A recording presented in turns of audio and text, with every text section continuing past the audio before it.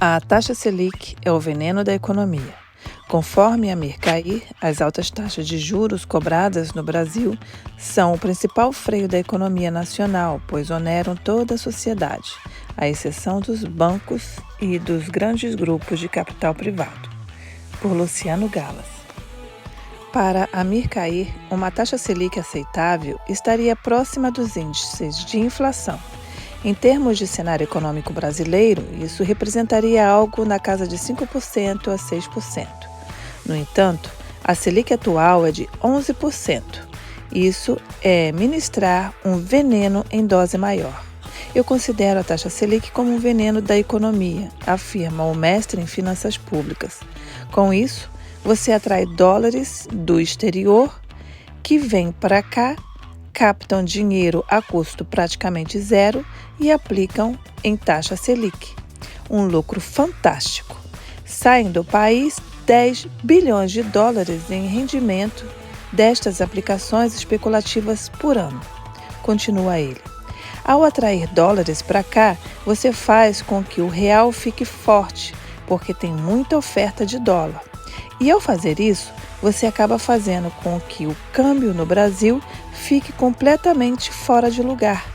Isso faz com que se tenha um rombo importante nas contas externas, que no ano passado chegou a 82 bilhões de dólares, completa. Nesta entrevista, concedida por telefone à IH1 Online, Kair demonstra que esta situação provoca, entre outras consequências, a fragilidade das empresas nacionais que pretendem buscar espaço no comércio exterior, pois sem preços competitivos, o setor industrial não teria condições de concorrer com os produtos do exterior, ainda que seja beneficiado com desonerações de tributos ou com os empréstimos concedidos pelas agências estatais de fomento. Quando você tem no país taxas de juros elevadas, você pune toda a sociedade, à exceção de quem? Dos grandes grupos privados que, tendo saldos disponíveis nas suas operações, aplicam nos títulos do governo e obtêm um lucro forte com isso. E dos bancos que obtêm recursos a custo praticamente zero e aplicam em títulos do governo também, sem risco nenhum, ganhando lucros fantásticos, adverte.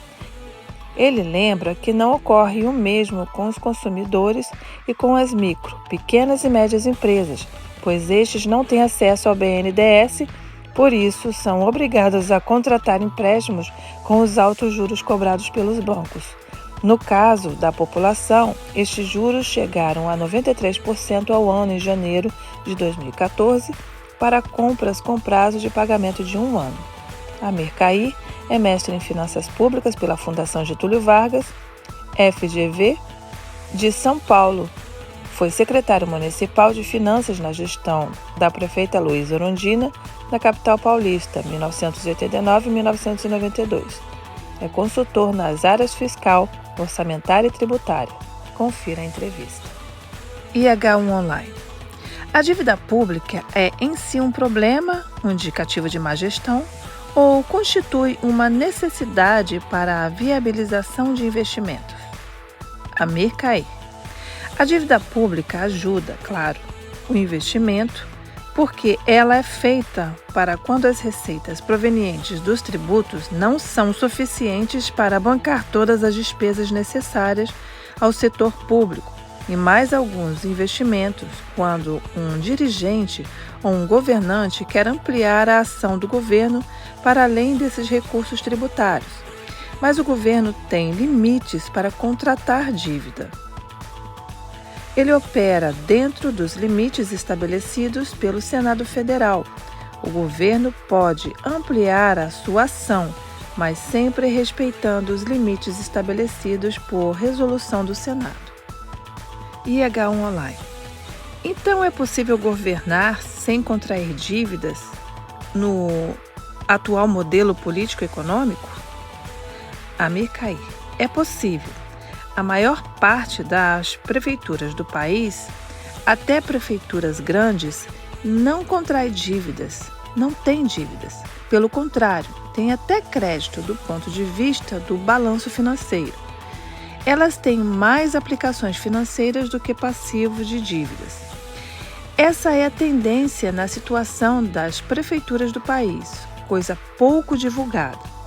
Com relação aos estados, Rio de Janeiro, São Paulo, Rio Grande do Sul e Minas Gerais, têm dívidas pesadas em relação às suas próprias receitas públicas. Os outros estados, com exceção talvez de Alagoas, têm um limite muito baixo do estabelecido pelo Senado, de que as dívidas contratadas não podem exceder valores correspondentes a 2 anos de arrecadação.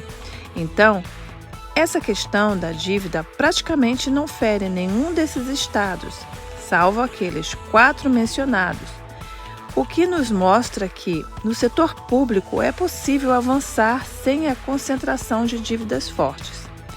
A exceção se encontra no governo federal. Embora a Lei de Responsabilidade Fiscal estabeleça um limite para a dívida, até hoje isso nunca foi votado no Congresso Nacional por pressão do próprio Poder Executivo desde a época de Fernando Henrique Cardoso, passando por Luiz Inácio Lula da Silva e agora pela presidente Dilma Rousseff. É um dispositivo da Lei de Responsabilidade Fiscal que não foi regulamentado. Com isso, o governo federal foi ampliando a sua dívida. E essa dívida é muito pesada, porque ela tem uma taxa de juros arbitrada pelo próprio governo federal, que é extremamente elevada.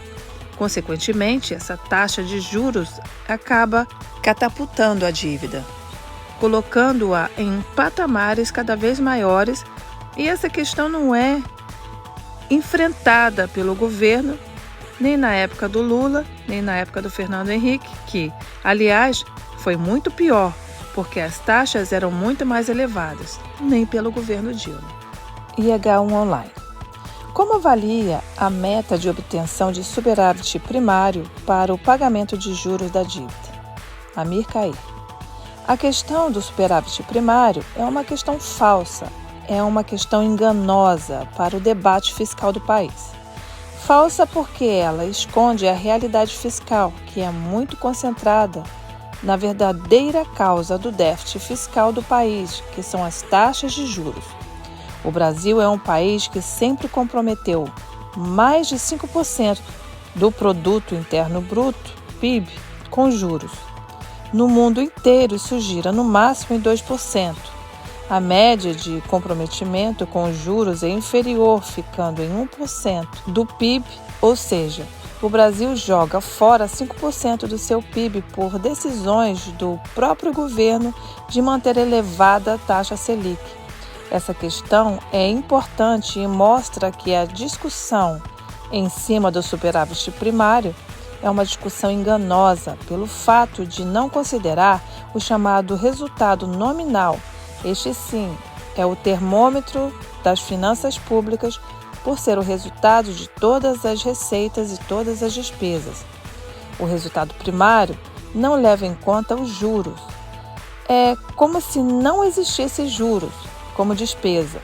Você tem sempre um déficit nominal, pois os juros superam o resultado primário, que são as receitas menos as despesas, fora a questão dos juros. Tem sempre uma conta de juros de ordem de 5% do PIB, este ano podendo chegar a 6% do PIB. Isto gera um déficit fiscal muito grande. IH1 Online.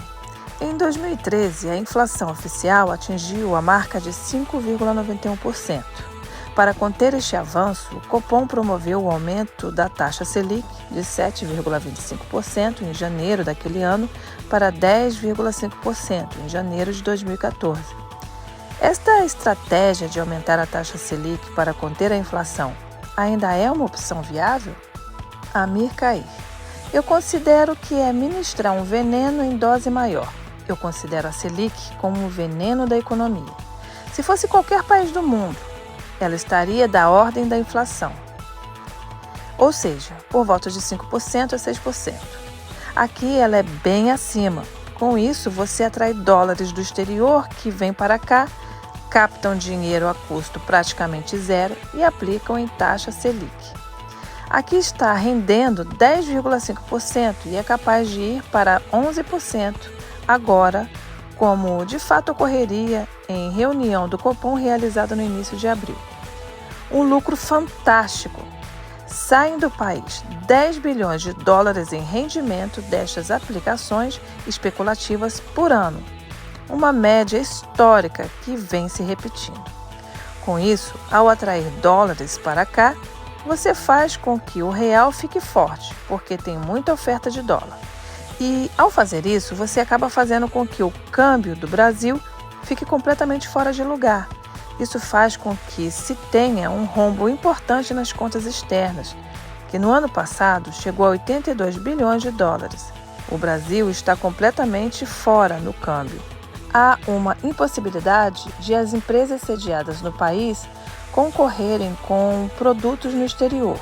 Ou seja, você condena o setor industrial do país ao colapso. É cada vez mais uma situação complicada. E não se resolve isso com desonerações, com empréstimos a essas empresas, etc. Está afastada a possibilidade, até agora, de se ter a taxa Selic ao nível internacional, que é aquela que reconhece que é possível controlar a inflação em algumas situações e que não é possível controlá-la em outras. Não é o caminho artificializar o câmbio, mantendo essa situação que é desastrosa e que abre rombo das contas internas, que faz com que as reservas internacionais tenham um custo de carregamento extremamente elevado.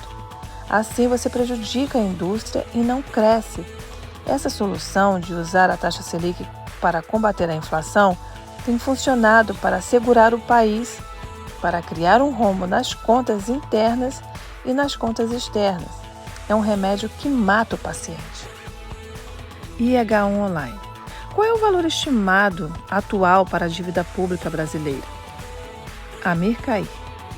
A dívida é olhada pelo governo como dívida líquida, ou seja, a dívida bruta abatida das reservas internacionais, fundamentalmente. Ela está em torno de 34% do PIB, que é um nível razoável.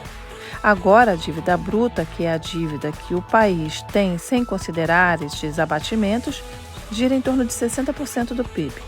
Não é um nível elevado, está dentro do limite definido pelo Tratado de Maastricht, que estabeleceu as regulamentações fiscais na União Europeia, principalmente para a zona do euro.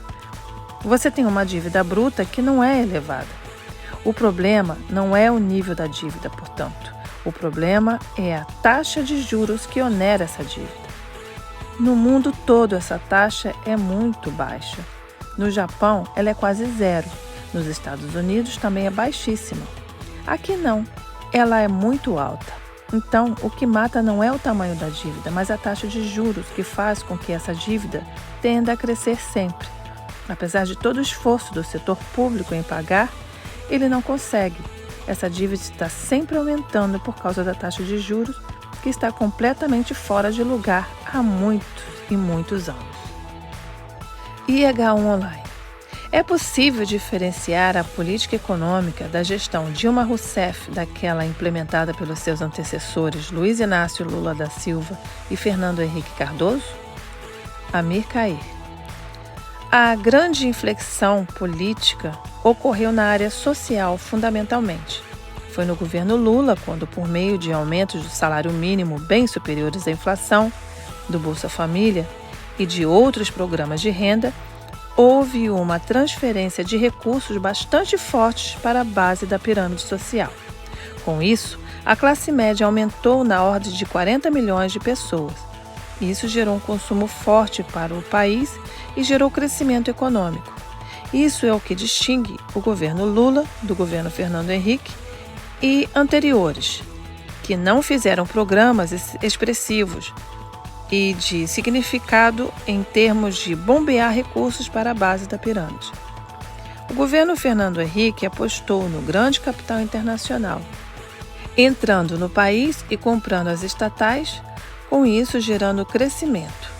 Entretanto, o crescimento gerado foi uma vergonha, de ordem de 2% ao ano, um crescimento fraquíssimo. A inflação continua elevada O resultado fiscal do governo Fernando Henrique nos 8 anos foi de 1,5% de superávit primário e um déficit fiscal superior a 6% do PIB. Foi um fracasso total. Nas contas externas, o país quase faliu 2 vezes, em 1999 e em 2002. As reservas eram fraquíssimas. Aquele foi um governo fracassado nos âmbitos interno e externo. Não abriu novos mercados, sempre cortejando os Estados Unidos e a Europa, que se fechavam aos produtos agropecuários brasileiros. Não havia aí, como até hoje é difícil, qualquer tipo de negociação nessas duas frentes.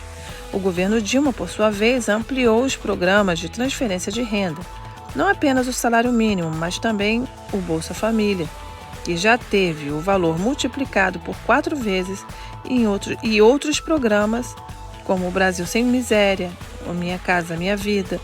Ou seja, ela tentou ampliar a área social com sucesso e nisso há reconhecimento público. Com relação à política econômica, entretanto, as diferenças são pequenas.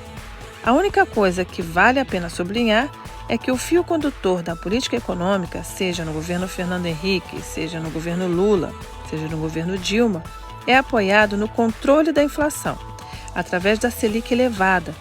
Só que no governo Fernando Henrique, a média da Selic foi da ordem de 25% ao ano. Há alguns ex-presidentes do Banco Central, que hoje são comemorados como ótimos presidentes, que, para mim, foram verdadeiros coveiros do país, como Armínio Fraga, Gustavo Franco e Gustavo Loyola. Eles praticaram taxas Selic extremamente elevadas, e isso fez com que a dívida líquida do país subisse da casa de 30% no início do governo Fernando Henrique para 60% quando entrou Lula. Além disso, como procuraram manter o câmbio apreciado, geraram rombos expressivos nas contas externas. São pessoas, gestores de responsabilidade, mas que deixaram um legado muito ruim para o país. No governo Lula, com Henrique Meirelles na presidência do Banco Central, houve uma redução desse nível, mas a Selic ainda permaneceu muito elevada. Dilma inovaria se conseguisse manter a Selic baixa, como quando chegou no patamar de 7,25% durante o seu governo, ou até mais baixa. Mas o presidente cedeu à pressão do mercado financeiro e agora tem deixado a taxa voltar a subir novamente. Essa seria uma característica que poderia diferenciar a política econômica da presidente Dilma da implementada pelos governos anteriores. De nada adianta fazer desonerações se você deixar o setor privado industrial brasileiro exposto a uma concorrência empresarial hoje muito mais forte do que na época do Fernando Henrique ou Lula. Concorrência esta que trabalha com câmbio favorável às exportações. Nós, no nosso caso, parece que proibimos as exportações para manter este câmbio. IH1 Online. Pode-se dizer que a dívida movimenta o capitalismo, já que ela financia os bancos? Amir Cair. Sim. Quando você tem no país taxas de juros elevadas, você pune toda a sociedade. À exceção de quem? Dos grandes grupos privados que, tendo saldos disponíveis nas suas operações, aplicam nos títulos do governo e obtêm um lucro forte com isso. E dos bancos que obtêm recursos a custo praticamente zero e aplicam em títulos do governo também, sem risco nenhum, ganhando lucros fantásticos. Há uma transferência, portanto, de recursos através desse mecanismo de taxas de juros elevadas. Micro, pequenas e médias empresas são obrigadas a captar empréstimos com juros altos dos bancos, porque não têm acesso ao Banco Nacional de Desenvolvimento Econômico e Social, BNDES. Também a população em geral, que, além de enfrentar dificuldades em termos de distribuição de renda, que ainda é muito desfavorável no Brasil, tem contra si a má distribuição tributária, sendo muito mais onerada com os tributos do que a elite, a parte superior da camada social. Quando a população compra alguma coisa financiada, e este tipo de compra é a mais usual entre as camadas de baixa renda, ela tem que pagar taxas de juros de 90% ao ano, ou 93%, como ocorreu em janeiro para compras com prazo de 1 ano.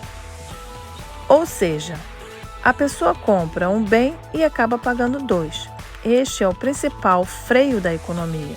E, ao ter que pagar por 2, este outro bem que ela paga em juros vai para o sistema financeiro. Há uma transferência de renda, uma bomba de sucção das pessoas, principalmente das camadas de menor renda média, que demandam crédito pagando taxas absurdas de juros, quando a média internacional dos países emergentes é de 10% ao ano. Aqui é de 93%. IH1 Online. Gostaria de adicionar algo? Amir Cair. Apenas gostaria que o governo acordasse e botasse o motor em funcionamento da economia, que está praticamente andando de lado, crescendo 2% ao ano, mesmo nível de 1980 até 2002, e que é um nível muito insuficiente. Eu espero que a presidente acorde para as necessidades de mudanças na política econômica, que deixem de submeter o país a taxas de juros exorbitantes, seja da Selic ou seja simplesmente a demandada pelo setor financeiro para a sociedade.